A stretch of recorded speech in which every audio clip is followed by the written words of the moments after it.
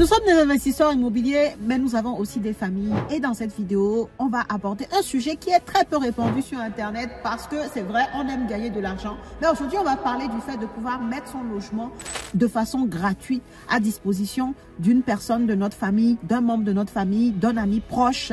Bref, comment est-ce que ça peut se faire? Dans quel cadre ça peut se faire? Je t'explique tout dans cette vidéo et comme ça, tu auras les informations nécessaires sur ce point-là. Et si jamais tu es confronté à ce sujet, tu sauras exactement quoi faire. On commence tout de suite.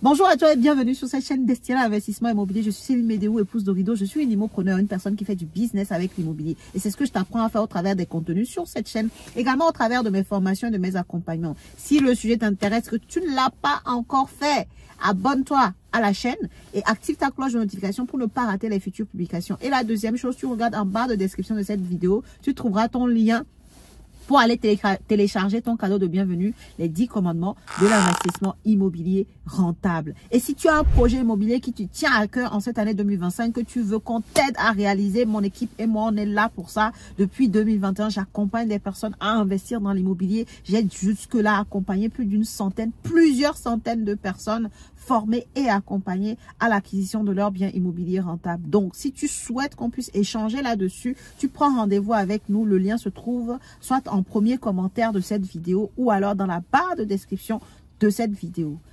Alors, on revient au sujet du jour. Comment puis-je mettre à disposition mon logement de façon gratuite pour un proche?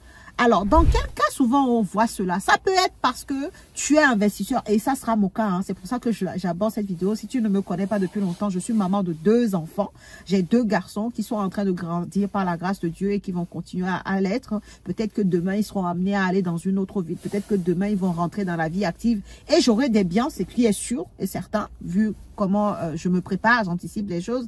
Et j'aurais peut-être envie de leur dire, ok, mon fils, au lieu de prendre un logement là et encore être en train de payer les loyers, vas-y, viens rester chez ta maman. Viens rester dans le logement de ta maman. Ça peut être dans ce cadre-là. Ou alors, ça peut être parce que tu as un parent âgé que tu veux loger en fait. Admettons que tu as ta maman, ton papa, voilà, ils nous ont tout donné pour toi. Ils ont tout fait pour que tu réussisses. Toi, tu as eu aussi cette ouverture d'esprit d'investir dans l'immobilier. Ils arrivent à un âge que tu veux les sortir du locatif, en fait. Donc, toi, tu as acheté un bien immobilier. Ça peut être un immeuble de rapport. J'ai déjà rencontré ces cas d'ailleurs. Ça peut être un immeuble de rapport où tu vas leur mettre un appartement à disposition. Soit tu leur loues, comme on a vu dans la vidéo précédente, ou alors, soit tu veux leur mettre à disposition à titre gratuit. Comment est-ce que ça se passe?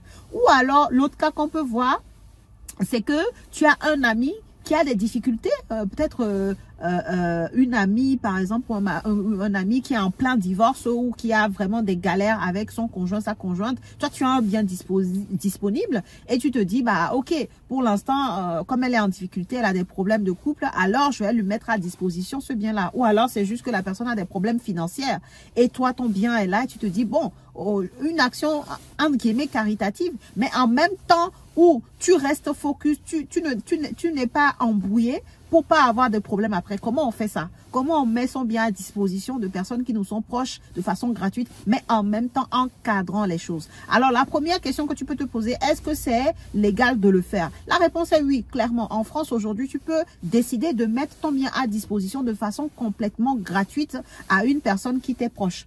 C'est légal, tu peux le faire. Maintenant, est-ce que c'est important, comme on l'a vu dans la vidéo précédente, de faire un bail? La réponse est non, puisque quand on dit, tu mets le bien à disposition de façon gratuite. C'est gratuit, donc il n'y a pas de loyer. S'il n'y a pas de loyer, il n'y a pas de bail. Tu ne fais pas de bail. Mais est-ce à dire que tu ne fais rien? Bah non.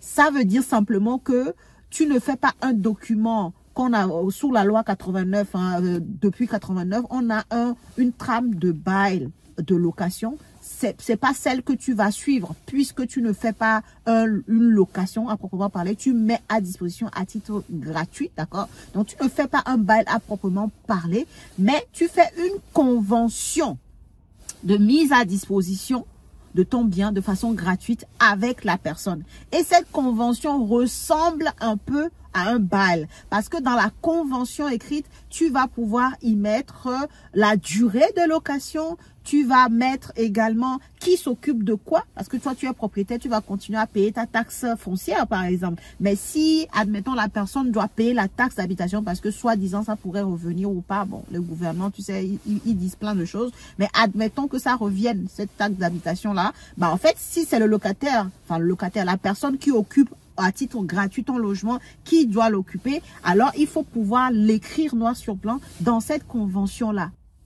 Pareil, tout ce qui concerne l'entretien de l'immeuble, admettons que c'est un appartement que tu as acheté en copropriété, il y a des charges de copropriété à payer. Est-ce que tu prends une partie des charges et la personne à qui tu donnes le logement à titre gratuit paye une autre partie? Est-ce que c'est elle qui paye ses charges, électricité, eau, tout ça? Tu vois? Donc, dans la convention d'occupation gratuite, tu vas pouvoir spécifier, signifier ces choses-là. La durée d'occupation, tout ça, tu le signifies. Et comme ça te couvre toi, ça couvre également la personne qui est dans le logement et ça vous évite d'avoir des conflits plus tard. Et surtout, très important, cette convention d'occupation, en fait, a un poids juridique, en fait. Juridiquement, autant toi qui es le propriétaire que la personne à qui tu laisses ton logement à titre gratuit, eh ben vous deux, vous êtes protégés juridiquement parce que même en étant gratuit, vous avez un document qui stipule les règles de cet accord que vous avez pu avoir. D'accord? Donc, faut vraiment faire les choses dans les règles de l'art. Faut pouvoir sortir cette convention d'occupation gratuite pour pouvoir laisser cette personne dans le logement et faire les choses de façon carrée pour éviter les problèmes plus tard. Troisième question, qui paye quoi? Et cette question va te permettre d'ailleurs de faire la convention d'occupation dont on parlait dans le point 2. Donc, toi, en tant que propriétaire, ça ne change rien. Tu continues de payer ta taxe foncière. Tu vas continuer également de payer tout ce qui est gros travaux aussi. Il y a des travaux à faire sur la toiture. Il y a des travaux de plomberie qui sont liés à l'usure du bien, tout ça. Tout ce qui est classiquement qu'on fait en termes en location classique, tu le fais également lorsque tu mets ton logement à disposition de façon gratuite à la personne. Et la personne qui habite, qui occupe le logement à titre gratuit, et ben cette personne, pareil, comme un locataire, va payer ses charges. Si le compteur électrique est individuel, ben la personne paye son eau, son électricité, son gaz, sa taxe d'habitation, on en parlait tout à l'heure, s'il y en a, la personne la paye en fait. Et puis les petites réparations du logement, les petites entretiens à faire. S'il y a une chaudière gaz, la personne devrait logiquement avoir un contrat d'entretien de sa chaudière gaz. Tu sais qu'il y a tous les ans, tu dois faire ton entretien sur ta chaudière gaz. Donc, la personne doit avoir ce contrat d'entretien. Donc, ce sont des choses très basiques. Hein. C'est comme si la personne était locataire, mais juste qu'elle ne paye rien. Mais ça n'empêche pas qu'il faut quand même avoir des règles de fonctionnement pour qu'il n'y ait pas de problème plus tard, quoi. Pour éviter les quiproquos, les incompréhensions plus tard, il faut pouvoir régler les choses dès le départ. Quatrième question que tu peux te poser, comme cette personne a des charges à payer, est-ce qu'elle peut avoir droit aux aides au logement? Bon, la réponse ici, tu la connais, je pense qu'elle est évidente, c'est non, puisqu'elle ne paye pas de loyer. Les aides, c'est quand tu payes le loyer. Même si elle paye les charges, d'accord, on a dit tout à l'heure, électricité, eau, si c'est une copropriété, elle va payer peut-être les charges de copro parce qu'elle y habite. Non, les aides au logement se payent parce qu'il y a un loyer. Là, pour le coup, il n'y a pas de loyer, donc la personne en aucun cas ne peut avoir droit aux aides au logement. Mais bon, ça, tu me diras, ça va de soi. Et la dernière question qui peut être très importante pour toi, je sais aussi que tu l'attendais, est-ce qu'il y a des impacts pour toi en tant que propriétaire sur ta fiscalité? Est-ce qu'il y a des avantages fiscaux ou pas pour toi? Tu peux avoir des avantages fiscaux, mais à certaines conditions. Et qui sont? Première condition, que ce soit un parent, un ascendant ou un descendant. Donc, ça veut dire que tu vas mettre à disposition de façon gratuite à ton père, ta mère ou à ton enfant. Et la deuxième condition qui va avec la première, parce que c'est un « et », c'est si la personne n'a pas de ressources suffisantes, tu vois, ou alors la personne est sous ta responsabilité. En gros, fiscalement, la personne dépend de toi. Alors, à ce moment-là, tu peux avoir des avantages fiscaux. C'est les seuls cas où tu peux avoir des avantages fiscaux. Maintenant, admettons que que tu sois loueur meublé non professionnel et que tu décides de mettre ton bien à disposition de façon gratuite. Dans ce cas-là, tu perds des avantages. En fiscalité, tu ne peux rien avoir parce que en LMNP, pour avoir des dispositifs, pour avoir des déductions, il faut avoir un loyer en face. C'est du loyer qu'on déduit l'amortissement du bien, c'est du loyer qu'on déduit tous les frais derrière les charges. Mais là, comme tu n'as pas de loyer, alors tu ne peux pas, par exemple, faire de l'amortissement sur ton bien. Parce qu'il n'y a pas de loyer en face. Tu vois ce que je veux dire? Tu ne peux pas faire de l'amortissement sur ton bien. OK? Pareil, si tu es sur un dispositif type Pinel, par exemple, bah, pour avoir des déductions, il faut un loyer derrière, quoi, en fait. Comme il n'y a pas de loyer, alors les avantages limites sont caducs. OK? Donc, c'est pour ça qu'avant de mettre un logement à disposition de façon gratuite, il faut vraiment regarder, analyser selon ton cas, d'accord, selon ton cas à toi, les implications fiscales avant de prendre ta décision. Voilà. Mais cette vidéo te permet d'avoir des informations clés pour aller maintenant faire des analyses profondes avant de te décider sur ce genre de stratégie-là pour aider un proche, hein, ok?